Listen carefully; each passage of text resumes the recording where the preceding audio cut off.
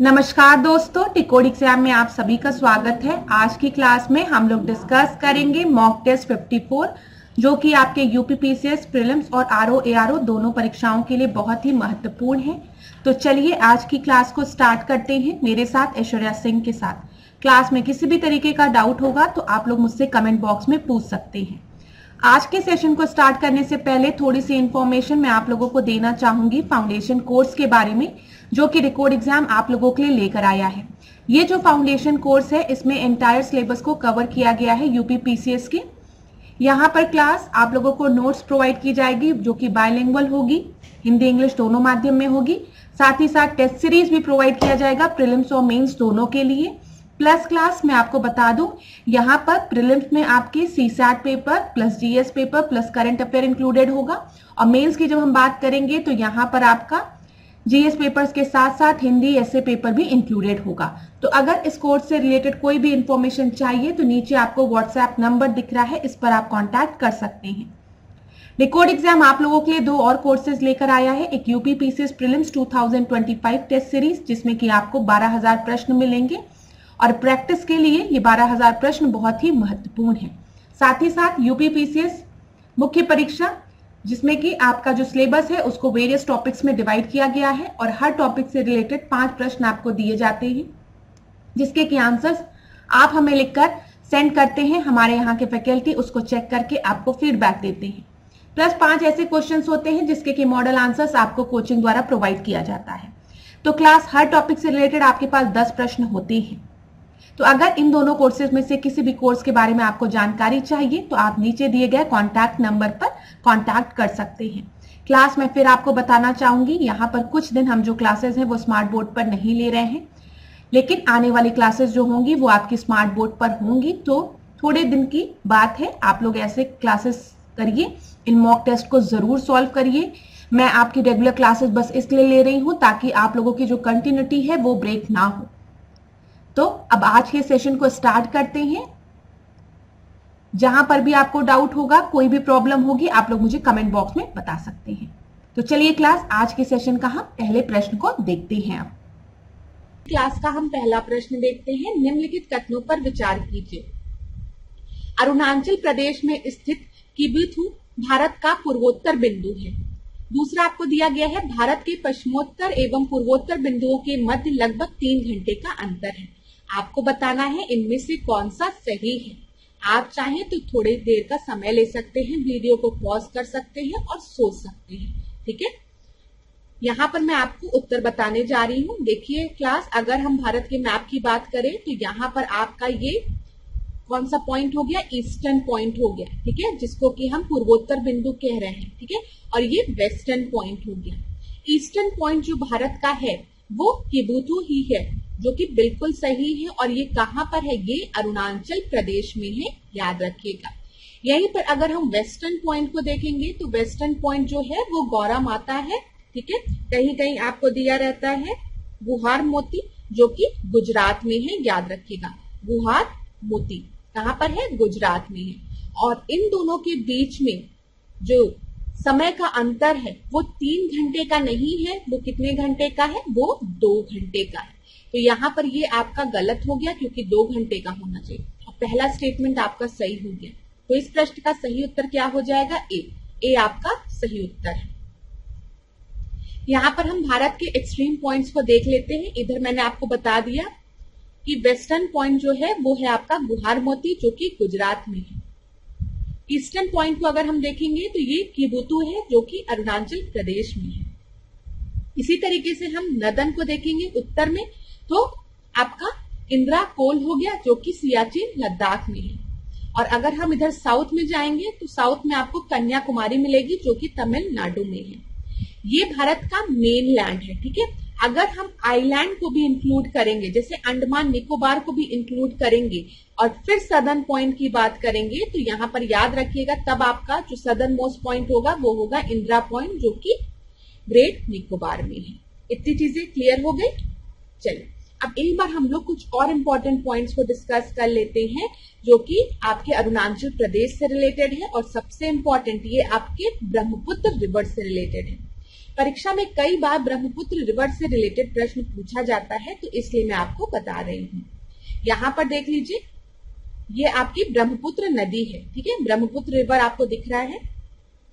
अब परीक्षा में पूछता है कि ब्रह्मपुत्र रिवर जो है वो किस ग्लेशियर से निकलता है, तो आपको कहीं पे अंगसी ग्लेशियर दिखेगा, कहीं पे चमायुंगडोंग ग्लेशियर दिखेगा, ठीक है, जो कि मानसरोवर लेक के पास है, वहां से ये ब्रह्मपुत्र रिवर आपकी ओरिजिनेट होती है। ब्रह्मपुत्र रिवर को तिब्बत में हम सांगपो नाम से जानते हैं, याद रखिएगा, हम ब्रह्मपुत्र नदी की बात कर रहे हैं, इसको सांगपो रिवर के नाम से हम तिब्बत में जानते हैं।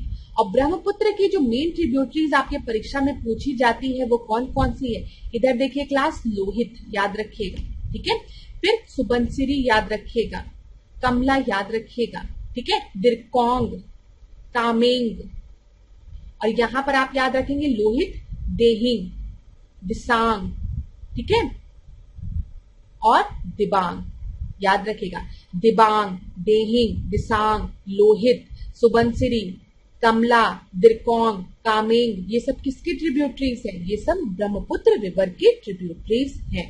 ये आपको याद रखना है, परीक्षा की दृष्टि से महत्वपूर्ण है जो चीजें मैंने आपको बताई है, ठीक है क्लास। चलिए आगे बढ़ते हैं हम लोग। यहाँ पर देख लीजिए, अरुणाचल प्रदेश में जो मेन आपके नेशनल पार्क है और टाइगर रिजर्व है और वाइल्ड लाइफ सेंचुरीज है, ये भी परीक्षा के लिए इंपॉर्टेंट है, तो एक बार रिवाइज कर लीजिए। सबसे पहले आप लोग नेशनल पार्क देखिए, मॉलिंग दिख रहा है, मॉलिंग कहां पर है बताइए, अरुणाचल प्रदेश में है। नामा दाफा पूछेगा कहां पर है, तो ये भी अरुणाचल प्रदेश में है, याद रखिएगा। अब यहाँ पर देखिए, पकुई वाइल्ड लाइफ सेंचुरी परीक्षा में पूछा गया है, ठीक है, या फिर पक्के वाइल्ड लाइफ सेंचुरी, और ये एक टाइगर रिजर्व भी है जो कि कहां पर है, अरुणाचल प्रदेश में है, याद रखिएगा। ईटानगर वाइल्ड लाइफ सेंचुरी कहां पर है, अरुणाचल प्रदेश में है, याद रखिएगा, ठीक है। Daying Ering wildlife sanctuary कहां पर है, अरुणाचल प्रदेश में है, और कामलांग भी कहां पर है, अरुणाचल प्रदेश में। तो कामलांग, नामदाफा, मॉलिंग, ईटानगर, ठीक है, फिर डेंग एरिंग, फिर पकुई या फिर पक्की, ये सारे आपको याद रखने हैं, कहां पर है, अरुणाचल प्रदेश में है। अगला प्रश्न हम देखते हैं, सबसे लंबी तट रेखा वाला राज्य कौन सा है। अब क्लास ये एक आसान प्रश्न है, आप में से ज्यादातर स्टूडेंट को इसका प्रश्न आता होगा, मुझे जल्दी से बता दीजिए सबसे बड़ी तट रेखा किसकी है, अरुणाचल प्रदेश की है कि तमिलनाडु की है कि महाराष्ट्र की है या फिर गुजरात की है। तो यहाँ पर आपका सही उत्तर क्या हो जाएगा, यहाँ पर आपका सही उत्तर है गुजरात की है, डी आपका सही उत्तर है, ठीक है। अब आगे बढ़ते हैं हम लोग, यहाँ पर भी कुछ इंपॉर्टेंट पॉइंट्स को मैं आपको बताना चाहूंगी, जैसे यहाँ पर देखिए कोंकण, कन्नड़, मालाबार, ठीक है, इधर आपको नदन सरकार और कोरोमंडल पोस्ट मिलता है। तो परीक्षा में कई बार पूछ लिया जाता है कि कोंकण, कन्नड़, मालाबार के बारे में, तो आप याद रखेंगे। यहाँ पर कोंकण की जब हम बात करेंगे, यहाँ पर देख लीजिए मालाबार, यहाँ पर आप लिखिए मैंगलोर। इधर अगर आप जाएंगे तो ये भी ये रीजन आपका काथियावाड़ कहा जाता है, इधर ये काथियावाड़ रीजन हो गया, ठीक है, तो ऊपर काथियावाड़ रीजन याद रखिएगा। फिर इधर आपको गुजरात आपको दिख रहा होगा, ठीक है, फिर इधर कोंकण याद रखिएगा, फिर आप याद रखेंगे, ठीक है, यहाँ पे केनरा या फिर कन्नड़, फिर उसके बाद मालाबार, इधर कोरोमंडल और इधर नॉर्दर्न सरकार। ये बहुत इंपॉर्टेंट पॉइंट है जो मैं आपको बता रही हूँ यहाँ पर क्लास, इसको याद रखिएगा। परीक्षा में कई बार पूछ लिया जाता है जो मांडव हिल्स हैं, कौन सी हिल्स है, नोट डाउन करिए अगर आपको नहीं पता तो, मांडव हिल्स। अभी अगर परीक्षा में पूछा कि मांडव हिल्स कहाँ पर लोकेटेड है, तो आप याद रखिएगा ये गुजरात वाले रीजन में काठियावाड़ पेनिनसुला में आपकी मांडव हिल्स लोकेटेड है, ठीक है। और लिटिल रन, गिर नेशनल पार्क, गिर नेशनल पार्क कहाँ पर है, काठियावाड़ रीजन में है, ठीक है। गिर नेशनल पार्क किसके लिए फेमस है, एशियाटिक लॉयन के लिए फेमस है। ये सब चीजें आपको पता होना चाहिए, परीक्षा में पूछ लेता है। जब पूछता है कि गिर नेशनल पार्क, तो ज्यादातर स्टूडेंट्स को पता रहता है कि गिर नेशनल पार्क जो है वो गुजरात में है, लेकिन आपको ये भी पता होना चाहिए कि गिर नेशनल पार्क किसके लिए फेमस है, एशियाटिक लॉयन के लिए फेमस है। और परीक्षा में अगर कभी भी आपको कंफ्यूज करने के लिए ये दे दे कि गिर नेशनल पार्क जो है वो आपके काठियावाड़ रीजन में है, तो याद रखिएगा हाँ ये बिल्कुल सही है। ठीक है, याद रखिएगा। फिर इसी तरीके से जब हम बात करते हैं कोंकण रीजन की, तो कोंकण रीजन जो है वो आपका दमन से गोवा तक वाला जो रीजन है वो कोंकण रीजन है, याद रखिएगा। गोवा से मैंगलोर की बात करेंगे तो ये आपका आप बोल सकते हैं केनरा या फिर कन्नड़ रीजन बोल सकते हैं। ठीक है, गोवा से मैंगलोर वाला। और मालाबार की बात करेंगे तो ये मैंगलोर टू कन्याकुमारी, अभी हमने डिस्कस किया कन्याकुमारी के बारे में, इतना याद रहेगा आपको। चलिए, तो परीक्षा में अगर यहां से इंपॉर्टेंट प्रश्न कोई बनेगा तो आप अपने दिमाग में बना के रखिएगा, अच्छे से आंसर दे दीजिएगा। चलिए अब अगला देखते हैं हम यहाँ पर तीसरे प्रश्न को। सूची 1 को सूची 2 के साथ सुमेलित करना है। एक तरफ आपको पास दिया गया है, दूसरी तरफ आपको स्टेट दिया गया है। तो बताइए, नाथुला, लेपुलेख, बोमडिला, रोहतांग। तो यहाँ पर रोहतांग बारासिप, मैंने आप लोग को कई बार बताया है, इसको आप ऐसे याद रख सकते हैं। ठीक है, एक शिप है जिसमें बहुत रोहतांग है। ठीक है, बहुत मजा आ रही है रोहतांग, लेकिन इस शिप पे बैठने के लिए आपको हिम्मत की जरूरत होगी। रोहतांग भरा शिप पे बैठने के लिए आपको हिम्मत की जरूरत होगी। हिम्मत मतलब हिमाचल प्रदेश। तो रोहतांग कहाँ पर है? हिमाचल प्रदेश में है। डी का सेकंड एक ही जगह दिया गया वैसे, तो बी आपका सही उत्तर होगा, लेकिन हम और देखेंगे। नाथू जी, नाथुला की बात करेंगे तो ये क्या है? ये आपका सिक्किम में है। ठीक है, लिप नीतिमान, लिप नीति और मान दर्रा। तो लिप मतलब लिपुलेख, ठीक है, नीति दर्रा और लिप नीति और मान दर्रा, ये सब कहां पर है? ये आपके उत्तराखंड में है। ठीक है, बोमडिला कहां पर है? अरुणाचल प्रदेश में है। तो आपका सही उत्तर क्या हो जाएगा? बी आपका सही उत्तर हो जाएगा। चौथे प्रश्न को अब हम देखते हैं। ठीक है, भारत तथा पड़ोसी देशों के साथ सीमा रेखा के संदर्भ में निम्नलिखित कथनों में, निम्नलिखित युग्मों में सही सुमेलित बताइए। ड्यूरेंट की अगर हम बात करते हैं तो ड्यूरेंट रेखा जो है वो पाकिस्तान और अफगानिस्तान के मध्य में है। बताइए, हाँ, ड्यूरेंट रेखा पाकिस्तान और अफगानिस्तान के मध्य में है, ये सही है। मैकमोहन रेखा जो है वो भारत और चाइना के बीच में है, और अगर आप देखेंगे तो अरुणाचल प्रदेश में है मैकमोहन रेखा। तो चीन और अरुणाचल प्रदेश में सही है। रेड क्लिफ रेखा की बात करेंगे तो आप सभी को पता है ये भारत और पाकिस्तान के मध्य में है। तो यहाँ पर तीनों ही जो आपके दिए गए हैं वो बिल्कुल सही है।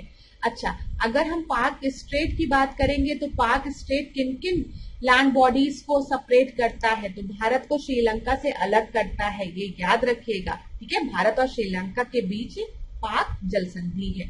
अगला हम देखते हैं पांचवा प्रश्न। ब्लैक होल की जानकारी सर्वप्रथम किसने दी थी? तो बताइए किसने दी थी? हरमान बंडी ने, एस चंद्रशेखर ने, ठीक है, कोपरनिकस ने या फिर हबल ने?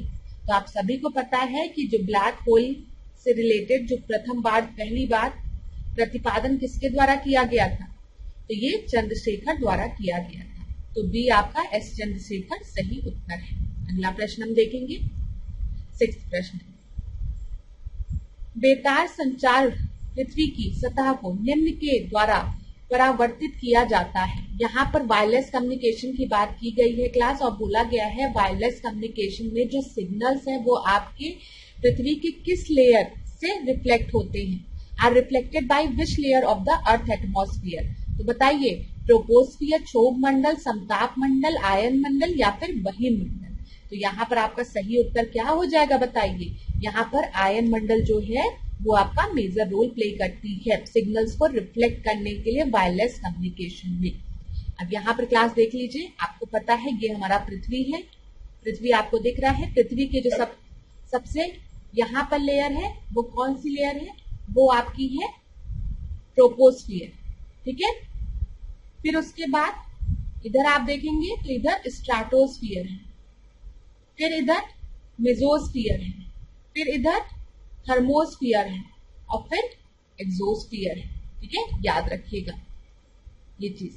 अच्छा, आयोनोस्फियर की अगर हम बात करेंगे आयन मंडल की, तो आयन मंडल जो है वो आपका स्ट्रेस्ड है 48 किलोमीटर से 960 किलोमीटर तक, ये चीज याद रखिएगा।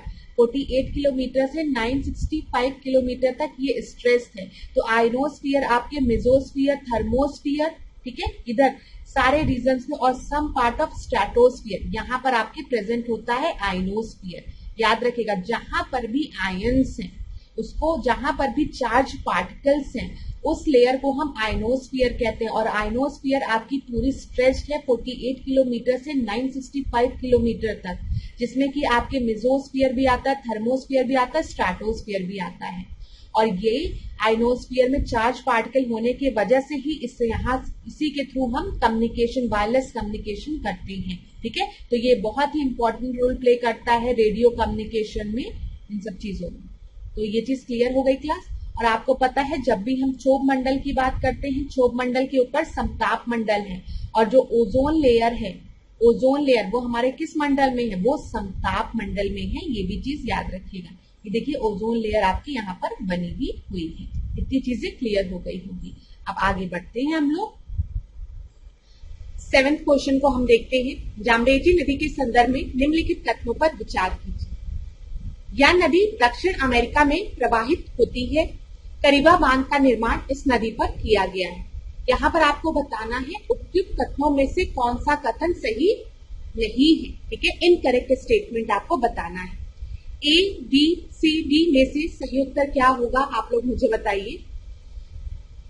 जाम्बेजी नदी की बात करते हैं तो क्या ये दक्षिण अमेरिका में प्रवाहित होती है या फिर अफ्रीका में? जल्दी से मुझे बताइए। तो ये अफ्रीका में प्रवाहित होती है, ठीक है, ना कि दक्षिण अमेरिका में। तो पहला स्टेटमेंट आपका गलत है। करीबा बांध का निर्माण इस नदी पर किया गया है, ये स्टेटमेंट बिल्कुल सही है। तो इस प्रश्न का सही उत्तर क्या हो जाएगा? ए आपका सही उत्तर है। अब थोड़ा सा हम और चीजों को समझते हैं। यहाँ पर देखिए, ये आपको जाम्बेजी नदी दिख रही है। ये अफ्रीका का मैप है। अफ्रीका का जो मिडिल पोर्शन है उसको मैंने यहाँ पर जूम किया है ताकि जाम्बेजी रिवर आपको सही से विजिबल हो। जाम्बेजी नदी का अगर मुहाना देखेंगे तो यहाँ पे मोजाम्बिक चैनल में आपको दिखेगा, और मोजाम्बिक चैनल कहाँ पर है? इंडियन ओशियन में, याद रखिएगा। जाम्बेजी नदी पर अगर आप देखेंगे तो लेक कैबोरा है, ठीक है, लेक कैबोरा। फिर इधर आप देखेंगे लेक करीबा और विक्टोरिया फॉल। तो विक्टोरिया फॉल किस नदी पर है? जाम्बेजी नदी पर है, याद रखिएगा। लेक करीबा किस नदी पर है? आपका जाम्बेजी नदी पर। और करीबा डैम कहां पर है? ये आपका जाम्बेजी नदी पर है। लेक कबोरे की बात करेंगे तो ये भी जाम्बेजी रिवर है। यहाँ पर एक और इम्पोर्टेंट पॉइंट जो कि इम्पोर्टेंट है, याद रखिएगा। जो जाम्बेजी रिवर है ये आपकी बाउंड्री फॉर्म करती है जाम्बिया और जिम्बाब्वे के बीच में। ये चीज याद रखिएगा, जाम्बिया और जिम्बाब्वे के बीच में ये एज अ बाउंड्री फॉर्म करती है जाम्बेजी रिवर। इतनी चीजें क्लियर हो गई क्लास। चलिए अब यहाँ पर देखिए कुछ और इम्पोर्टेंट पॉइंट्स को हम लोग देखते हैं। परीक्षा में कई बार पूछ लेता है कि जो ट्रॉपिक ऑफ कैंसर है, ट्रॉपिक ऑफ कैंसर, ठीक है, कर्क रेखा की बात हम कर रहे हैं। इसी तरीके से ट्रॉपिक ऑफ कैप्रिकॉर्न और इक्वेटर। अगर हम इधर देखें, ये हमारा ग्लोब है, आपको पता है 0 डिग्री आपका क्या हो गया? इक्वेटर हो गया, विषुवत रेखा हो गई। 23.5 डिग्री नॉर्थ में आपका कैंसर हो गया, और 23.5 डिग्री साउथ में क्या हो गया? कैप्रिकॉर्न हो गया। ये चीज तो क्लियर है आप लोगों को। तो यहाँ पर जो मैं प्रश्न पूछने जा रही थी वो रिवर से रिलेटेड था कि ट्रॉपिक ऑफ कैंसर जो है, जो सबसे ऊपर है, वो किस रिवर को 2 बार काटता है? ट्रॉपिक ऑफ कैंसर की हम बात कर रहे हैं। ट्रॉपिक ऑफ कैंसर किस रिवर को 2 बार काटता है? तो क्या उत्तर होगा इसका? माही, ठीक है। आपको पता है जो माही रिवर है वो महाराष्ट्र से, सॉरी मध्य प्रदेश से, महाराष्ट्र से नहीं, मध्य प्रदेश से निकलती है, उसके बाद राजस्थान और गुजरात में एंटर करती है। मैं फिर से रिपीट करूंगी, गलती से मेरे मुंह से महाराष्ट्र निकल गया हूं, उसको सही करिएगा। मध्य प्रदेश से निकलकर कहां पर? राजस्थान और गुजरात में एंटर करती है, और इसी बीच ट्रॉपिक ऑफ कैंसर जो है वो माही रिवर को 2 बार काटता है, ठीक है। ये चीज याद रखिएगा। कर्क रेखा, इक्वेटर की जब भी हम बात करते हैं तो कौन सी रिवर होगी? कॉन्गो रिवर होगी, जिसको कि हम क्या कहते हैं? जायरे भी कहते हैं। ये भी याद रखिएगा। और यहाँ पर जब हम ट्रॉपिक ऑफ कैप्रिकॉर्न की बात करेंगे तो ट्रॉपिक ऑफ कैप्रिकॉर्न में कौन सी रिवर होगी? लिम्पोपो। याद रखिएगा, लिम्पोपो कहां पर है? साउथ अमेरिका में, साउथ अफ्रीका में है, ठीक है, अफ्रीका में है। अफ्रीका में साउथ में आप जाएंगे तो आपको लिम्पोपो रिवर मिलेगी। इतनी चीजें क्लियर हो गई ना क्लास? यहाँ पे जो भी पॉइंट्स मैंने आपको बताए हैं ये परीक्षा की दृष्टि से बहुत ही इंपॉर्टेंट है, तो आप ध्यान रखिएगा। लिम्पोपो रिवर आपके अफ्रीका में है, इसको ट्रॉपिक ऑफ कैप्रिकॉर्न 2 बार काटती है। जायरे रिवर कॉन्गो की हम बात कर रहे हैं तो इसको इक्वेटर 2 बार काटती है। और माही रिवर भारत की, इसको ट्रॉपिक ऑफ कैंसर 2 बार काटती है। ठीक है, इतनी चीजें क्लियर हो गई। चलिए अब आगे बढ़ते हैं। यहाँ पर 8वें प्रश्न, 8वें प्रश्न को देखिए, निम्नलिखित युग्मों में से कौन सा युग्म सही सुमेलित नहीं है? बोलीविया, टिन, ब्राजील, लॉ आयस, मेक्सिको, चांदी, पेरू, नाइट्रेट। तो यहाँ पर देखिए, अगर हम पेरू देखें, चिली देखें तो इस रीजन में हमको नाइट्रेट मिलता है, ये सही है। मैक्सिको में चांदी मिलता है, सही है। ब्राजील में लॉ आयस मिलता है, सही है। बोलीविया में टिन आपको मिलता है, लेकिन सबसे ज्यादा टिन का अगर हम देखेंगे तो ये आपको चाइना में मिलता है। तो इस प्रश्न के अकॉर्डिंग यहाँ पर सही उत्तर आपका ए हो जाएगा। ठीक है, नॉट करेक्टली मैच पूछा गया है। इस तरीके के प्रश्न आपकी परीक्षा में बनते हैं, तो ध्यान दीजिएगा। आगे बढ़ते हैं अगले प्रश्न पे। अब यहाँ पर जो प्रश्न है आपका वो अमेजॉन रिवर से रिलेटेड है। तो देखिए अमेजॉन रिवर से रिलेटेड क्या प्रश्न यहाँ पर बनता है? अमेजन नदी के संदर्भ में निम्नलिखित कथनों पर विचार कीजिए। ठीक है, यह अपवाद क्षेत्र व जल आयतन की दृष्टि से विश्व की सबसे बड़ी नदी है। इसके मुहाने के निकट पाए जाने वाले विश्व देखी वनों को सेलवास कहते हैं। तो यहाँ पर आपको बताना है कौन सा सही उत्तर है। तो बताइए क्लास क्या सही होगा? आपको करेक्ट बताना है ना, सही बताना है, ध्यान रखिएगा। तो ए सही होगा कि बी सही होगा कि सी सही होगा कि डी सही होगा? अगर आप लोग चाहे तो वीडियो को पॉज भी कर सकते हैं क्लास, ये आप पे डिपेंड करता है। तो यहाँ पर दोनों ही स्टेटमेंट जो है वो बिल्कुल सही है। ठीक है, याद रखिएगा, दोनों ही स्टेटमेंट जो है वो आपके बिल्कुल सही है। यहाँ पर देख लीजिए, ये आपके अमेजन रिवर है। ठीक है, इसका जो उद्गम स्थल है वो एंडीज पर्वत पेरू में। ठीक है, उसके बाद मुहाना अगर हम देखेंगे तो यहाँ पे अटलांटिक ओशियन में आपको दिख रहा है, ये अटलांटिक ओशियन है। ठीक है, ये याद रखिएगा। फिर उसके बाद क्लास अगर हम देखेंगे, यह अपवाद क्षेत्र व जल आयतन की दृष्टि से विश्व की सबसे बड़ी और दूसरी सबसे लंबी नदी है, याद रखिएगा। ठीक है, और यहाँ पर जो वन आपके पाए जाते हैं उनको हम क्या कहते हैं? उनको हम सेलवास कहते हैं। ठीक है, ये भी चीज आप याद रखिएगा। सेलवास मेनली अगर हम देखेंगे तो सेलवास आपको पता है ये ग्रासलैंड है, ये चीज याद रखिएगा। ये इक्वेटोरियल क्लाइमेट ग्रासलैंड है। ठीक है, जो कि आपके अमेजॉन बेसिन में पाई जाती है। और क्या याद रखेंगे आप यहाँ पर? यहाँ पर याद रखिएगा मडीरा, मडीरा जो है वो इसकी सबसे बड़ी सहायक नदी है। क्या रखना है याद आपको? मडीरा। ठीक है, याद रखिएगा। चलिए अब आगे बढ़ते हैं अगले प्रश्न पे, 10वें प्रश्न। 10वें प्रश्न को क्लास देखिए, प्रसिद्ध औद्योगिक क्षेत्र रूर बेसिन किस देश में स्थित है? जर्मनी में, रूस में, ब्रिटेन में या फिर चीन में? ये तो बहुत ही आसान प्रश्न है, आपको पता है रूर बेसिन जो है वो जर्मनी में है। ये आपका सही उत्तर है। रूर बेसिन किस चीज के लिए फेमस है? कोयले के लिए फेमस है। ठीक है, फिर अगर हम भारत में देखेंगे, भारत में किसे रूर कहा जाता है? तो छोटा नागपुर प्लेटू को, ये भी याद रखिएगा। भारत का रूर किसे कहा जाता है? छोटा नागपुर प्लेटू को।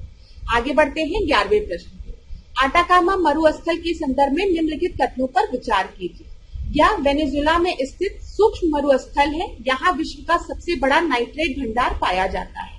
तो बताइए क्लास यहाँ पर क्या सही होगा? जो आपका आटाकामा मरुस्थल है वो कहाँ पर स्थित है? वो आपका वेनेजुएला में स्थित है, बताइए। दूसरा आपको दिया गया है, यह विश्व का सबसे बड़ा नाइट्रेट भंडार पाया जाता है, यहाँ पर सही आपको बताना है। तो अटाकामा मरुस्थल आपका चिली में है और दक्षिण पेरू में है। ठीक है, अभी मैंने आपको बताया कि जब भी हम नाइट्रेट की बात करेंगे तो नाइट्रेट हमको सबसे ज्यादा अमाउंट में चिली में पाया जाता है। फिर उसके बाद साउथ मतलब पेरू के साउथ रीजन में अगर हम देखेंगे थोड़ा सा उधर भी मिलता है, क्योंकि पेरू आपका ऊपर है फिर चिली है। अभी हम दिखाते हैं मैप में आपको, या गलत है यहाँ पर, वेनेजुएला में नहीं, चिली और पेरू में। या विश्व का सबसे बड़ा नाइट्रेट भंडार पाया जाता है यहाँ पर, ये सही है। तो बी आपका सही उत्तर होगा। मैप में देख लेते हैं। ये देखिए साउथ अमेरिका का मैप है। इधर आपको पेरू दिख रहा है ना, इधर आपको चिली दिख रहा है, ठीक है। और ये देखिए ये आपका क्या है, ये आपका अटाकामा डेजर्ट है। अटाकामा डेजर्ट आपको साउथ पेरू में, ये पेरू का साउथ रीजन है और इधर चिली का रीजन है इतना, ठीक है, याद रखिएगा। तो ज्यादातर नाइट्रेट जो है वो चिली में पाया जाता है और अटाकामा डेजर्ट का भी ज्यादा लार्ज पोर्शन आपका चिली में आता है। अभी हमने अमेजन नदी की बात की है, तो ये देखिए ये अमेजन नदी है, ठीक है, जिसका की मुहाना कहाँ पर था, अटलांटिक ओशियन में था। हमने आपसे अभी डिस्कस किया था। ये सब चीजें क्लियर हो रही होगी। अब आगे बढ़ते हैं अगले प्रश्न, 12वें प्रश्न। जब कुएं से पानी की बाल्टी को ऊपर खींचते हैं तो हमें महसूस होता है कि बाल्टी, बताइए, जब पानी की बाल्टी को कुएं से ऊपर खींचते हैं तो कैसा महसूस होता है कि पानी की सतह के ऊपर भारी हो जाती है, पानी की सतह के ऊपर हल्की हो जाती है, पानी के बाहर आकर स्थिरता खो बैठती है, या फिर पानी से बाहर आकर उसकी द्रव्यमान प्राप्त हो जाता है, उसमें द्रव्यमान प्राप्त हो जाता है। तो जब भी हम पानी की बकेट को कुएं में से खींचते हैं तो जब बकेट आपकी पानी के अंदर से बाहर निकलती है तो वो भारी प्रतीत होने लगती है। तो यहाँ पर आपका सही उत्तर क्या हो जाएगा, ए हो जाएगा, ठीक है। अगला प्रश्न हम देखते हैं, 13 प्रश्न। किसी तीर के एक सिरे को धनुष की तनित डोरी पर रखकर खींचने से उसमें ऊर्जा संचित हो जाती है, या ऊर्जा है कौन सी। यहाँ पर बोला है जब आप, ये कोई धनुष है, इसमें एरो रखते हैं और इसको खींचते हैं, ठीक है, इसको आप खींच रहे हैं क्लास, अभी छोड़ नहीं रहे।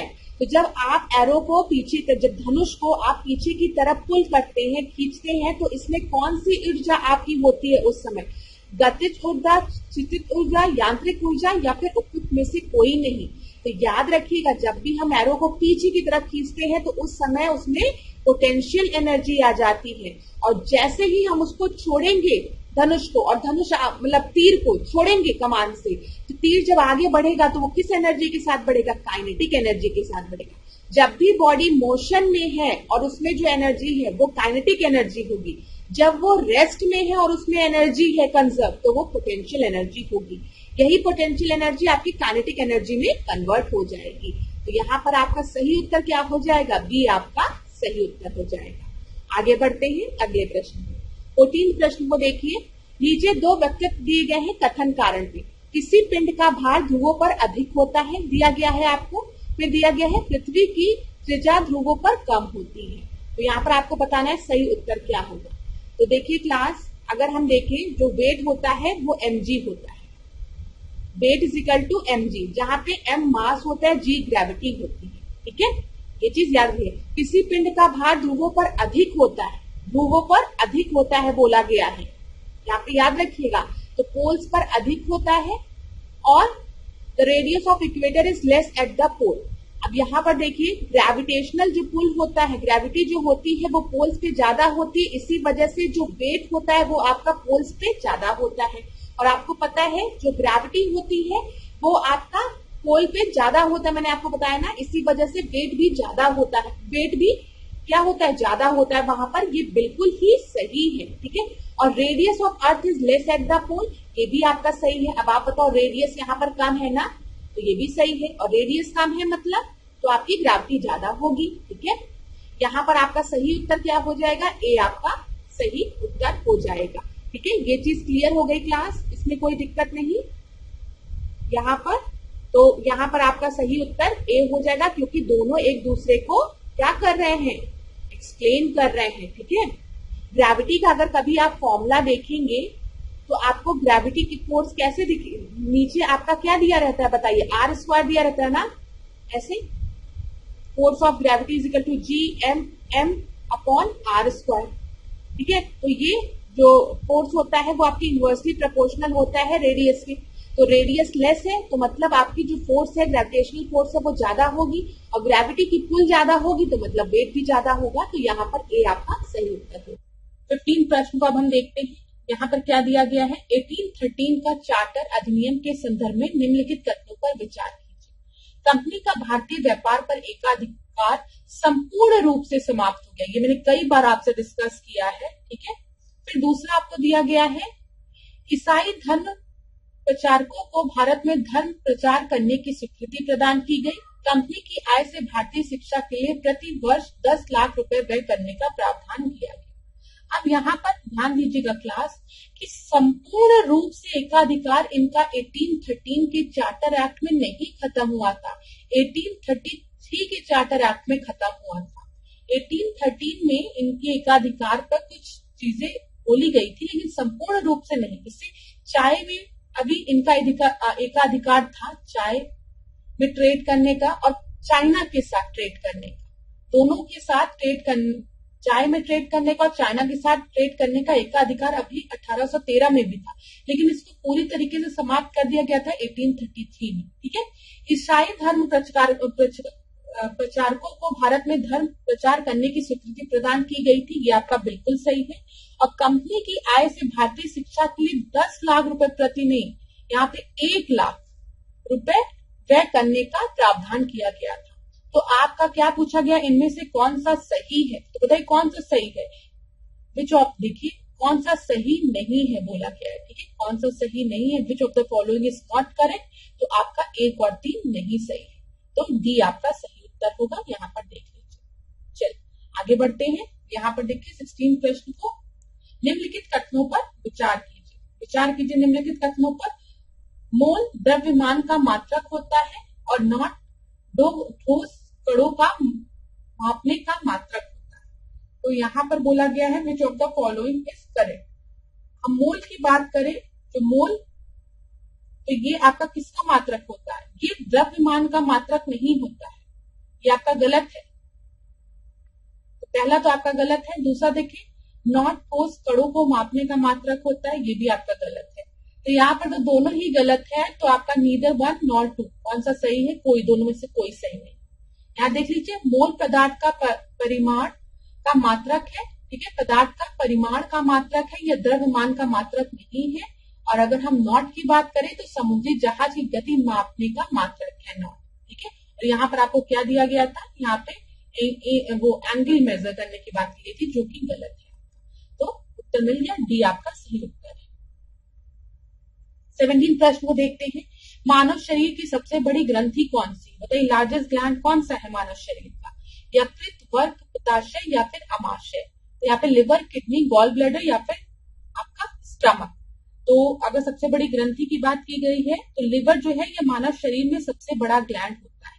ठीक है, और आपको पता है लिवर में ही बाइल जूस का निर्माण होता है, और बाइल जूस का स्टोरेज कहाँ पर होता है, परीक्षा में पूछा था, तो वो गॉल ब्लैडर में होता है। और गॉल ब्लैडर से बाइल जूस जरूरत के हिसाब से स्मॉल इंटेस्टाइन में भेजा जाता है।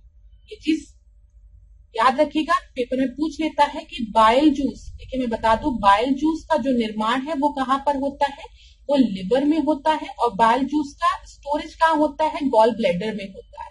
ह्यूमन बॉडी में लार्जेस्ट ग्लैंड कौन सा है, लिवर है। ये याद रखिएगा, ये भी प्रश्न आपके बनते हैं। 18 प्रश्न को अब हम देखते हैं।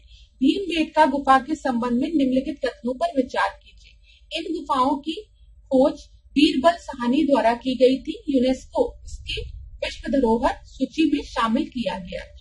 तो यहाँ पर भीमबेटका से रिलेटेड कौन कौन सा आपका सही उत्तर है बताइए।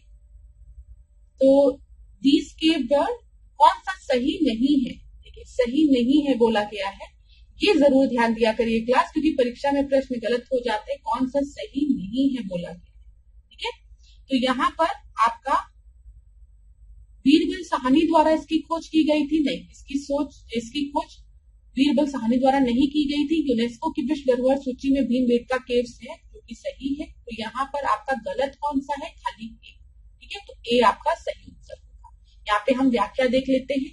देख लीजिए, भीमबेटका की गुफा जो है वो भोपाल से 45 किलोमीटर पूर्व में स्थित है। ठीक है, इन गुफाओं के शैल चित्रों में हाथी, हिरन, सांभर जैसे चित्रों को बनाया गया है। ये गुफाएं चारों ओर से विभिन्न पर्वतमालाओं से घिरी हुई हैं। यहाँ उकेरे गए अधिकांश चित्र लाल और सफेद रंग के हैं। इन गुफाओं की खोज 1957 से 58 में डॉक्टर विष्णुधर श्री वांगपड़कर द्वारा की गई थी। याद रखिएगा क्लास, इंपॉर्टेंट है। और 2003 में इसको यूनेस्को लिस्ट में शामिल किया गया। 3 प्रश्न को देखते हैं। निम्नलिखित कथनों पर विचार कीजिए। बहादुर शाह को साहिब बेखबर नाम से भी जाना जाता है। परुषिया ने जयसिंह को सवाई की उपाधि दी। तो यहाँ पर आपका कौन सा कथन सही है। देखिए, बहादुर शाह जो था वो आपका गद्दी पर बैठने वाला सबसे वृद्ध मुगल शासक था। बादशाह राज के कार्यों में इतना अधिक लापरवाह था कि लोग उसे किस नाम से जानते थे? शाहे बेखबर नाम से जानते थे। तो पहला तो आपका बिल्कुल सही है। Farrukhsiyar gave the title of Sawai to Jai Singh, ये भी सही। तो यहां पर आपके दोनों ही स्टेटमेंट सही है। तो 19th का आपका सही उत्तर क्या हो जाएगा? सी, याद रखिएगा। आगे बढ़ते हैं। 20 प्रश्न को देखते हैं। उन्होंने कांग्रेस के हरिपुरा अधिवेशन की अध्यक्षता की। कांग्रेस से अलग होकर उन्होंने फॉरवर्ड ब्लॉक की स्थापना की, राष्ट्रीय योजना समिति की स्थापना की। उपयुक्त विवरण किसके संदर्भ में है? तो यहाँ पर बताइए, डॉक्टर राजेंद्र प्रसाद, सुभाष चंद्र बोस, वल्लभ भाई पटेल, जवाहरलाल नेहरू। तो यहाँ पर उन्होंने कांग्रेस के हरिपुरा सेशन की अध्यक्षता की। तो हरिपुरा सेशन की अध्यक्षता किसने की थी? सुभाष चंद्र बोस ने की थी। और आपको पता है बाद में वो कांग्रेस को छोड़कर फॉरवर्ड ब्लॉक की स्थापना करते हैं और राष्ट्रीय योजना समिति की भी स्थापना करते हैं। तो ये सारे स्टेटमेंट सुभाष चंद्र बोस से रिलेटेड हैं। बी आपका सही उत्तर है। ठीक है, बी आपका सही उत्तर है। यहाँ पर देखते हैं, सुभाष चंद्र बोस ने जवाहरलाल नेहरू के साथ मिलकर कांग्रेस को समाजवादी दिशा प्रदान की और उसे सर्वहारा वर्ग के प्रति और अधिक प्रतिबद्ध बनाने का प्रयास किया। सुभाष चंद्र बोस ने नेहरू रिपोर्ट के निर्माण में योगदान दिया, कांग्रेस में हरिपुरा अधिवेशन की अध्यक्षता की तथा राष्ट्रीय योजना समिति की स्थापना की। 1939 में ये कांग्रेस से अलग होकर इन्होंने फॉरवर्ड ब्लॉक की स्थापना की और 21 अक्टूबर 1943 को सिंगापुर में अस्थायी भारत की स्थापना की। आजाद हिंद सरकार की स्थापना इन्होंने 1943 में की थी। नेताजी ने अंडमान का नाम शहीद द्वीप तथा निकोबार का नाम स्वराज द्वीप रखा। तो ये सारे फैक्ट्स आपको पता होने चाहिए। आगे बढ़ते हैं, 21 प्रश्न को देखते हैं। तटस्थ न्यायाधीश से संबंधित प्रावधान किसमें दिया गया है? एडहॉक जजेस की बात की गई है। तो आर्टिकल 126 में, 127 में, 128 में या फिर 129 में। तो एडहॉक जजेस की बात आर्टिकल 128 में की गई है, याद रखिएगा ये। ठीक है, तो एडहॉक जजेस की बात आपके आर्टिकल 128 में नहीं, आर्टिकल 127 में की गई है। इसको सही करिएगा क्लास। आर्टिकल 127 में एडहॉक जजेस की बात की गई है। जब सर्वोच्च न्यायालय के किसी भी सत्र को आयोजित करने या जारी रखने के लिए स्थायी न्यायाधीशों के कोरम गण पूर्ति की कमी होती है तो भारत का मुख्य न्यायाधीश एक अस्थायी अवधि के लिए सर्वोच्च न्यायालय के तटस्थ न्यायाधीशों के रूप में किसी उच्च न्यायालय के न्यायाधीश की नियुक्ति करता है। तो यहाँ पर याद रखिएगा, जब कोरम नहीं पूरा रहता है तब उस कंडीशन में जो चीफ जस्टिस है वो एडहॉक जज की अपॉइंटमेंट करता है। ठीक है, यहाँ पर वो परामर्श किससे लेता है? राष्ट्रपति की सहमति, पूर्ण सहमति होनी चाहिए, उसके बाद नियुक्ति करता है। लेकिन कौन करता है? मुख्य न्यायाधीश करता है, ये याद रखिएगा। यहाँ पर आपका सही उत्तर क्या हो जाएगा? 127। ठीक है, इसको सही कर लीजिएगा। अगले प्रश्न को देखते हैं। कोरियोलिस बल के संदर्भ में निम्नलिखित कथनों पर विचार कीजिए। कोरियोलिस बल उत्तरी गोलार्ध में पवन की दिशा को अपनी मूल दिशा से दाहिनी और विपेक्षित करता है और विषुवत वृत्त पर यह अधिकतम होता है। कोरियोलिस जो फोर्स होता है वो डिफ्लेक्ट करता है wind to right of its original direction in the northern hemisphere and it is maximum at equator.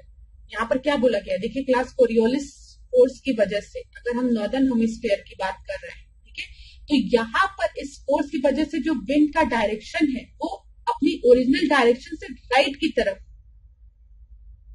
वो होता है। ठीक है, रिफ्लेक्ट करता है। तो कोरियोलिस बल उत्तरी गोलार्ध में पवन की दिशा को अपनी मूल दिशा से दाहिनी ओर तथा दक्षिण गोलार्ध में बाई ओर विक्षेपित करता है, डिफ्लेक्ट करता है। ये चीज याद रखिएगा अपनी नॉर्मल पोजीशन से। तो पहला तो आपका सही है। यहां पर दिया गया या आपका अधिकतम होता है इक्वेटर पे नहीं, कोरियोलिस जो फोर्स होता है वो अधिकतम होता है ध्रुवों पे। ठीक है, और इक्वेटर पे तो ये अनुपस्थित होता है। तो यहाँ पर आपका सही उत्तर क्या होगा? केवल ए। ठीक है, ये याद रखिएगा। जब हम बात करते हैं नॉर्दर्न हेमिस्फीयर की तो जो विंड का डायरेक्शन है वो राइट उसमें रिफ्लेक्ट होता है, और जब हम बात करते हैं सदर्न हेमिस्फीयर की तो वो बाई ओर। ठीक है, तो ए आपका सही उत्तर हो गया। 24 देखते हैं। भोपाल गैस दुर्घटना का कारण क्या था? ये एक आसान सा प्रश्न है और कई बार पूछा प्रश्न है। मिथाइल आइसोसाइनाइड का रिसाव, नाइट्रोजन डाइऑक्साइड का, सल्फर डाइऑक्साइड का, कार्बन मोनोऑक्साइड का, ये आप सभी को पता है। मिथाइल आइसोसाइनाइड के रिसाव की वजह से भोपाल गैस दुर्घटना हुई। अगला प्रश्न हम देखेंगे। पच्चीसवां प्रश्न देखिए क्या लिखा हुआ है। निम्नलिखित कथनों पर विचार कीजिए। 1857 के विद्रोह के दमन के पश्चात ब्रिटिश सरकार ने सेना के पुनर्गठन के लिए पील कमीशन का गठन किया था, ठीक है, और सूर्यास्त का नियम स्थायी बंदोबस्त व्यवस्था से संबंधित था। तो यहाँ पर आपका दोनों ही स्टेटमेंट बिल्कुल सही है, सी आपका सही उत्तर होगा। अच्छा क्लास, जैसे अभी मैंने आपको उत्तर बहुत जल्दी दे दिया, तो अगर किसी स्टूडेंट को ऐसा लगता है कि मैम आप उत्तर बहुत जल्दी दे रही है, तो आप वीडियो को पॉज करके उत्तर दे लिया करें, ठीक है। चलिए यहाँ पर देखते हैं 1857 के विद्रोह के दमन के पश्चात ब्रिटिश सरकार ने पुनर्गठन के लिए पील कमीशन का गठन किया था, याद रखिएगा, जिसमें भारतीय रेजिमेंटों का जातीय, समुदाय, धर्म के आधार पर विभाजित किया गया था। बंगाल में यूरोपीय सैनिकों का भारतीय सैनिकों से 1:2 का अनुपात रखा गया, ठीक है, जबकि मद्रास तथा मुंबई में यह अनुपात 1:3 रखा गया, ये याद रखिएगा। सूर्यास्त के नियम की अगर बात करेंगे तो सूर्यास्त का नियम स्थायी बंदोबस्त व्यवस्था से संबंधित है, जिसके तहत जमींदारों को निश्चित दिन के सूर्यास्त से पूर्व कोष में धन जमा करना पड़ता था, अन्यथा उनकी जो भूमि थी उनको जब्त कर लिया जाता था। तो दोनों ही बहुत इंपॉर्टेंट पॉइंट है आपकी परीक्षा की दृष्टि से। पील कमीशन याद रखिएगा 1857 के रिवॉल्ट के बाद आया था, ठीक है, जो कि आपका रिलेटेड था किससे, रीऑर्गेनाइजेशन ऑफ द आर्मी। जब हम रेशियो की बात करते हैं तो बंगाल में यूरोपीय सैनिकों और भारतीय सैनिकों का जो रेशियो था वो 1:2 था, और मद्रास और मुंबई में 1:3 रखा गया था। ये इंपॉर्टेंट चीज है, परीक्षा में पूछा गया है, इसलिए मैंने 26 प्रश्न को देखते हैं। NTEGEL स्कीम जो है वो किस चीज से रिलेटेड है बताइए। अल्पसंख्यक युवाओं से, ऑनलाइन मॉनिटरिंग से, अध्यापकों के परीक्षण से, या फिर लड़कियों की शिक्षा से। अगर आपको इसका फुल फॉर्म पता है तो आप उत्तर को बहुत आसानी से दे सकते हैं। फुल फॉर्म इसका जानते हैं क्या है, नेशनल प्रोग्राम फॉर, मैं थोड़ा सा वेट करूंगी, आप लोग आंसर दीजिए। ABCD में से क्या सही उत्तर होगा बताइए जल्दी से। फॉर, अब उत्तर मिल जाएगा आपको, education of girls at elementary level. तो यहां पर आपको उत्तर मिल गया, क्या है उत्तर, डी है, लड़कियों की शिक्षा से रिलेटेड है। आगे बढ़ते हैं 27 प्रश्न। किस समिति ने नाबार्ड की सिफारिश की थी, तो बताइए किसने की थी। हरिशंकर उपाध्याय ने, तेज नारायण ने, शिव रमन ने, या फिर सीताराम नायडू ने। तो यहाँ पर ये एक आसान सा प्रश्न है, सी आपका सही उत्तर है, शिव रमन ने, ठीक है। 12 जुलाई 1982 में कृषि तथा ग्रामीण विकास के लिए राष्ट्रीय bank NABARD, national bank for agriculture and rural development की स्थापना नाबार्ड अधिनियम 1981 के तहत श्री रमन कमेटी की संस्तुति पर हुई थी। तो सी सही उत्तर है। 28वां प्रश्न देखते हैं। निम्नलिखित में राज्यपाल के संबंध में क्या गलत है। गवर्नर से रिलेटेड आपको स्टेटमेंट दिए गए हैं और आपसे पूछा गया है कौन सा आपका गलत है। राज्यपाल को ना तो जनता द्वारा सीधे चुना जाता है और ना ही अप्रत्यक्ष रूप से राष्ट्रपति की तरह। राज्य में राज्यपाल का कार्यालय केंद्र सरकार के अधीन रोजगार है। तो यहाँ पर बोला गया है आपका कौन सा इनकरेक्ट, ठीक है। तो आपको पता है जब भी हम राज्यपाल की बात करते हैं, हम गवर्नर की बात करते हैं, तो गवर्नर को ना तो जनता द्वारा सीधे चुना जाता है और ना ही अप्रत्यक्ष रूप से राष्ट्रपति की तरह, ठीक है। कोई भी संवैधानिक प्रक्रिया के तहत इनका चुनाव नहीं होता है। राष्ट्रपति जो है आपको पता है उसकी, जब भी हम राज्यपाल की बात करते हैं तो इनकी नियुक्ति राष्ट्रपति की मोहर लगे आज्ञा पत्र के माध्यम से होती है। तो ये तो बिल्कुल सही है कि ना ही इनका इलेक्शन डायरेक्टली होता है, ना ही इनडायरेक्टली प्रेसिडेंशियल इलेक्शन की तरह इनको राष्ट्रपति द्वारा चुना जाता है, ठीक है। ये चीज याद रखिएगा, ये एकदम सही है आपका ना, ये बिल्कुल सही है। दूसरा दिया गया है राज्य में राज्यपाल का कार्यकाल केंद्र सरकार के अधीन रोजगार है। तो ये आपका गलत है। राज्य में राज्यपाल का कार्यकाल केंद्र सरकार के अधीन रोजगार नहीं है, या एक स्वतंत्र संवैधानिक कार्यालय है, ये चीज याद रखिएगा, या आपके केंद्र सरकार के अधीनस्थ नहीं है, ठीक है।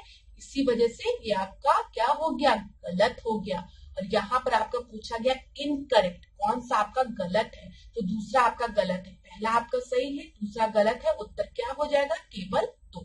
समझ में आ गया ना क्लास।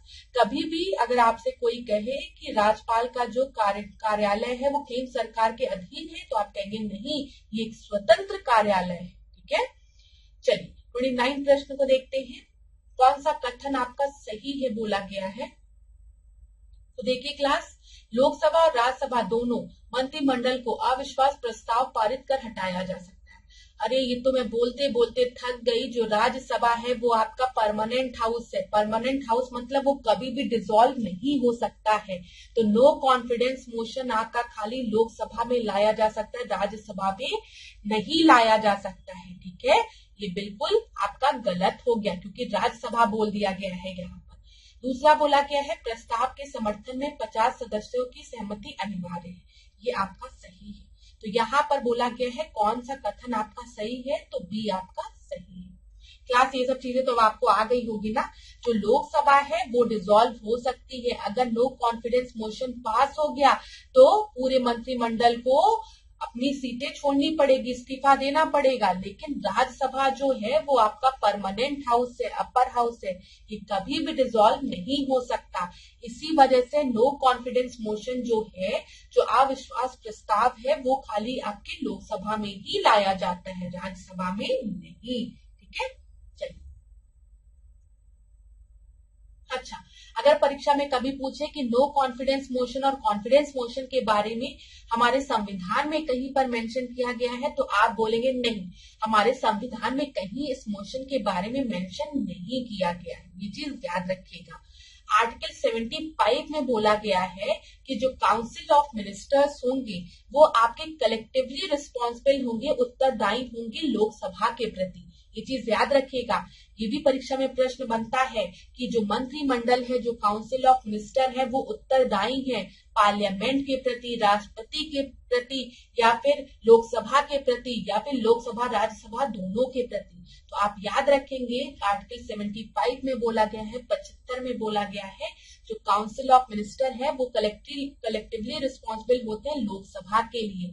पार्लियामेंट में मत कंफ्यूज होइएगा, एक बार परीक्षा में प्रश्न पूछा था, पहला ऑप्शन पार्लियामेंट दिया था तो स्टूडेंट्स पार्लियामेंट लगा के आए थे, नहीं, लोकसभा के प्रति उत्तरदायी होते हैं वो। ठीक है, यहाँ पर हमको नो कॉन्फिडेंस मोशन को एडमिट करने के लिए 50 मेंबर्स के सपोर्ट की जरूरत होती है, ये बिल्कुल सही है।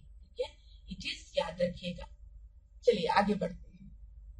अच्छा, और नो कॉन्फिडेंस मोशन को पास कराने के लिए मेजॉरिटी वोट्स की जरूरत होती है, और अगर आपको पता है नो कॉन्फिडेंस मोशन पास हो गया तो सरकार गिर जाएगी।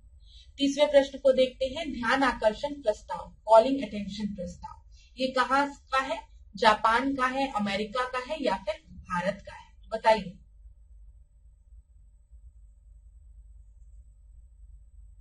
यहाँ पर आपका ये जो है वो भारत से लिया गया, भारत का है। ठीक है, जैसे हम लोग क्वेश्चन आवर की, 0 आवर की बात करते हैं, तो ये भी किसकी वो है, भारत की खुद का इनिशिएटिव है। ठीक है, तो डी आपका सही उत्तर है। 0 आवर भी याद रखिएगा। चलिए, यहाँ पे सार्वजनिक उपक्रम समिति की बात की गई है, कमिटी ऑन पब्लिक अंडरटेकिंग। इसमें आपके कितने सदस्य होते हैं, 15, 17, 20, 22, तो कितने होते हैं बताइए। इसमें आपके 22 सदस्य होते हैं, याद रखिएगा। अच्छा, यहाँ पर एक इंपॉर्टेंट पॉइंट जो आपको याद रखना है वो क्या है, 1964 में कृष्ण मेनन समिति की सिफारिश पर इसको गठित किया गया था। तो कृष्ण मेनन समिति का नाम आप याद रखेंगे। यहाँ पर देख लीजिए, यह समिति 1964 में कृष्ण मेनन समिति की सिफारिश पर पहली बार गठित की गई थी, और इसका कार्यकाल कितना होता है, 1 वर्ष का होता है। ठीक है, 32 प्रश्न को देखते हैं। उच्चतम न्यायालय के न्यायाधीशों की नियुक्ति राष्ट्रपति अन्य न्यायाधीशों एवं उच्च न्यायालय के न्यायाधीशों की सलाह के बाद करता है। दूसरा आपको दिया गया है, मुख्य न्यायाधीश की नियुक्ति केवल राष्ट्रपति द्वारा की जाती है। तो यहाँ पर आपका कौन सा सही है बोला गया है, तो क्लास बताइए। जब हम बात करते हैं उच्चतम न्यायालय के न्यायाधीशों की, ठीक है, जज ऑफ द सुप्रीम कोर्ट जो है वो आपके अपॉइंट किए जाते हैं प्रेसिडेंट द्वारा आफ्टर कंसल्टिंग द जजेस ऑफ हाई कोर्ट। ये आपका बिल्कुल गलत है। ठीक है, यहाँ पर ये याद रखिएगा, भारत के मुख्य न्यायाधीश की नियुक्ति भारत के राष्ट्रपति द्वारा, अगर हम देखेंगे तो संविधान के अनुच्छेद 124 आर्टिकल 124 क्लॉज सेकेंड खंड 2 में दी गई है। इसमें क्या बोला गया है, यहाँ पर जो सीजीआई है, चीफ जस्टिस ऑफ इंडिया है, उसकी नियुक्ति राष्ट्रपति करता है। ठीक है, अगर राष्ट्रपति चाहे तो वो सलाह मशवरा कर सकता है, किससे, सर्वोच्च न्यायालय और उच्च न्यायालय के ऐसे न्यायाधीशों से जिनसे वो आवश्यक मतलब जिनसे सलाह लेना वो आवश्यक समझे। ठीक है, ये चीज याद रखिएगा। रुकिए मैं आपको स्टेटमेंट के फॉर्म में इसको बताती हूँ। यहाँ पर आप देखिए जरा, यहाँ पर क्या लिखा है, भारत के मुख्य न्यायाधीश की नियुक्ति भारत के राष्ट्रपति द्वारा संविधान के अनुच्छेद 122 खंड 2 के तहत की जाती है। ठीक है, ये चीज क्लियर है आपको। यहाँ पर याद रखिएगा, जो राष्ट्रपति है, प्रेसिडेंट है, वो अगर चाहे तो कंसल्ट कर सकता है कुछ जजेस को, जिनको कि वो नेसेसरी समझता है। यहाँ पर देखिए, सर्वोच्च न्यायालय और उच्च न्यायालय के ऐसे न्यायाधीशों के परामर्श के बाद राष्ट्रपति द्वारा मुख्य न्यायाधीश की नियुक्ति की जाती है, जैसे वो आवश्यक समझता है। ठीक है, ये चीज समझिएगा, यहाँ पर वो आवश्यक समझता है बहुत इंपॉर्टेंट लाइन है। तो यहाँ पर ये जो लाइन आपको दी गई है कि सुप्रीम कोर्ट के जजेस आपके अपॉइंट किए जाते हैं by the president after consulting the जजेस ऑफ हाई कोर्ट और सुप्रीम कोर्ट, ये आपका गलत है। ठीक है, chief justice is appointed by the president only, ये भी गलत है। चीफ जस्टिस जो है वो प्रेसिडेंट अपॉइंट करता है आफ्टर कंसल्टिंग द जजेस of Supreme Court and High Court as he thinks deems necessary. ठीक है, ये चीज याद रखिएगा। तो यहाँ पर दोनों ही आपका गलत है, डी आपका सही उत्तर है। ये चीज क्लियर हो गया क्लास आपको? ठीक है, ये चीज याद रखिएगा। अब जो अदर जजेस हैं उनको, उनकी अपॉइंटमेंट कैसे होती है, उनकी अपॉइंटमेंट भी प्रेसिडेंट के द्वारा की जाती है, लेकिन यहाँ पर प्रेसिडेंट कंसल्ट करता है चीफ जस्टिस ऑफ इंडिया को, और यहाँ पर जो प्रेसिडेंट कंसल्ट करता है चीफ जस्टिस ऑफ इंडिया को, ये परामर्श जो है वो जरूरी है। ये चीज याद रखिएगा। देखिए, अन्य न्यायाधीशों की, अदर जजेस की बात करें, अन्य न्यायाधीशों की नियुक्ति राष्ट्रपति द्वारा मुख्य न्यायाधीश, चीफ जस्टिस और सर्वोच्च न्यायालय और उच्च न्यायालय के ऐसे अन्य न्यायाधीशों से परामर्श करने के बाद की जाती है जिन्हें वह आवश्यक समझता है। लेकिन मुख्य न्यायाधीश के अलावा किसी अन्य न्यायाधीश की नियुक्ति के मामले में मुख्य न्यायाधीश का परामर्श अनिवार्य होता है। ये याद रखिएगा, जब प्रेसिडेंट अदर जजेस की अपॉइंटमेंट करता है, ठीक है, चीफ जस्टिस को छोड़ के दूसरे जजेस का जब वो अपॉइंटमेंट करता है, तो यहाँ पर चीफ जस्टिस से परामर्श लेना अनिवार्य है। ये चीज मैं आपको बताना चाहती हूँ। परीक्षा में कभी ये शब्द आए ना कि जब दूसरे न्यायाधीशों की नियुक्ति करता है उस समय प्रेसिडेंट को मुख्य न्यायाधीश से परामर्श लेना अनिवार्य होता है, तो वो बिल्कुल सही रहेगा। ठीक है, ये चीज याद रखिएगा। प्रेसिडेंट ही है वो आपके चीफ जस्टिस की भी अपॉइंटमेंट कर रहा है और अदर जजेस की भी अपॉइंटमेंट वही कर रहा है, लेकिन जब वो अदर जजेस की अपॉइंटमेंट करेगा तो चीफ जस्टिस से एडवाइस लेना अनिवार्य होता है। ये चीज आपको याद रखना है। और जब वो चीफ जस्टिस की अपॉइंटमेंट करेगा तो जो दूसरे जजेस से वो एडवाइस ले, वो आपका उस पर डिपेंड करता है, अगर वो आवश्यक समझे और उसमें अनिवार्य शब्द का प्रयोग नहीं किया गया। ठीक है, ये चीज याद रखिएगा। चलिए आगे बढ़ते हैं। अगर अभी भी कोई डाउट होगा तो आप मुझे बताइएगा, वैसे मैंने आपको एक्सप्लेन करने का प्रयास किया है। 33rd प्रश्न को हम देखते हैं। यहाँ पर चाइल्ड सेक्स रेशियो की बात की गई है, सर्वाधिक शिशु लिंगानुपात की बात की गई है। तो हम एक एक ऑप्शन को नहीं पढ़ेंगे, आप वीडियो को पॉज करिए, ऑप्शन को पढ़िए और उत्तर दीजिए, फिर मैं आपको उत्तर बताती हूँ। चाइल्ड सेक्स रेशियो की बात की गई है, ये ध्यान दीजिएगा। और सर्वाधिक शिशु लिंगानुपात वाले जिलों की बात की गई है। सबसे ज्यादा कहाँ पर है? तो सबसे ज्यादा बलरामपुर में है। तो बलरामपुर आपको बी में भी दिया गया है और सी में भी दिया गया है। बलरामपुर के बाद संत कबीर नगर में है, फिर आपका कहां पर है?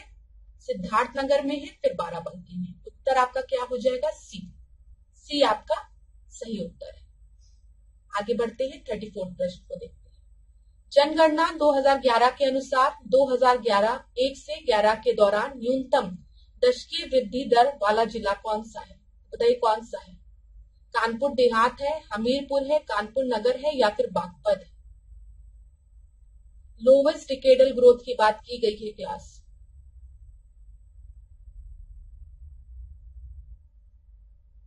तो यहाँ पर आपका सही उत्तर जो है वो है कानपुर। अब हम लोग सेंसस के प्रश्नों को देख रहे हैं, कानपुर नगर। ठीक है, यहाँ पर देख लीजिए 2001 से 11 के दौरान उत्तर प्रदेश के न्यूनतम दशकीय वृद्धि दर वाले जिले जो है वो कानपुर देहात है, हमीरपुर है, बागपत है, फतेहपुर है और देवरिया है। ठीक है, अगला देखते हैं 35। निम्नलिखित में से कौन सा गलत है? इलेक्ट्रॉनिक सिटी कानपुर में है, वेब सिटी गाजियाबाद में है, परफ्यूम पार्क कन्नौज में है, लेदर टेक्नोलॉजी पार्क बंथर में है। बताइए परफ्यूम पार्क कहां पर, परफ्यूम सिटी कहां पर है? कन्नौज में है, एकदम सही है। लेदर टेक्नोलॉजी की अगर हम बात करेंगे तो वो बंथर में है, उन्नाव में, सही है। वेब सिटी गाजियाबाद में, सही है। इलेक्ट्रॉनिक सिटी कानपुर दिया गया, कानपुर में नहीं, कहा? नोएडा। तो आपका गलत क्या हो जाएगा? ए। आगे बढ़ते हैं 36 देखते हैं। दुधवा राष्ट्रीय पार्क को किस वर्ष बाघ परियोजना में शामिल किया गया? बताइए। 1977 से 78, 73 से 74, 87 से 88, 1988 से 89। तो बाघ परियोजना में इसे शामिल किया गया 1987 से 88 के बीच। सी आपका सही उत्तर है। उत्तर प्रदेश में अगर हम टाइगर रिजर्व देखेंगे तो दुधवा राष्ट्रीय उद्यान हो गया, पीलीभीत टाइगर रिजर्व हो गया, अमनगढ़ आपका टाइगर रिजर्व हो गया। ठीक है, याद रखिएगा, परीक्षा में पूछा जाता है, अमनगढ़ के बारे में पूछा गया है। 37 देखते हैं। जयप्रकाश नारायण पक्षी वन जीव विहार कहां पर स्थित है? आगरा, बलिया, मैनपुरी या फिर हरदोई? जयप्रकाश नारायण, जिसको कि हम सुरहा ताल भी कहते हैं। अब हिंट मिला, सुरहा ताल पक्षी वन जीव विहार कहां पर है? ABCD में से बलिया में है, बी। ठीक है, जल्दी जल्दी रिवाइज कर लीजिए क्लास। अब देखिए माइक प्रोग्राम के बारे में बोला गया। माइक प्रोग्राम किससे रिलेटेड है? MIKE, MIKE. माइक का अगर फुल फॉर्म आप देखेंगे तो क्या है? Monitoring the illegal killing of elephant, ये माइक का फुल फॉर्म है आपका। तो अब बताइए किससे रिलेटेड है? ये एलिफेंट से रिलेटेड है, तो सी आपका सही उत्तर हो जाएगा। 39 प्रश्न देखते हैं। 2001 से 2011 में अनुसूचित जनजाति का लिंगानुपात कितना अधिक था? 10, 12, 15, 18?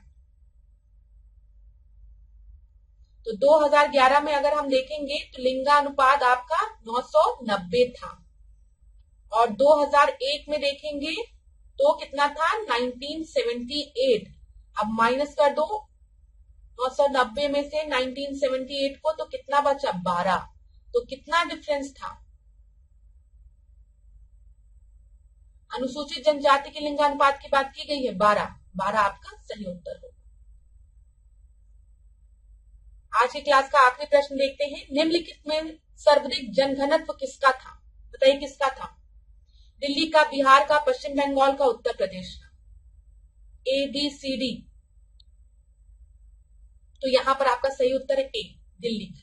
ठीक है, ये याद रखिए।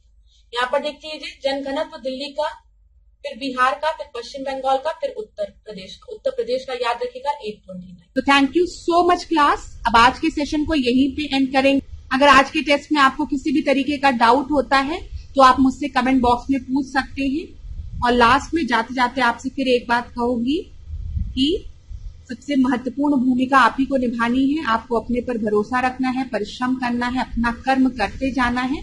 सफलता आपको जरूर मिलेगी। अगर कोई भी परेशानी आपको होती है तो कमेंट बॉक्स में आप मुझसे पूछ सकते हैं। आने वाले क्लास में हम कुछ और नए प्रश्नों को डिस्कस करेंगे। तब तक के लिए आज की क्लास को यहीं पे एंड करते हैं। आशा करती हूँ आपका दिन खूब अच्छा जाए। खूब पढ़िए, खूब आगे बढ़िए। धन्यवाद।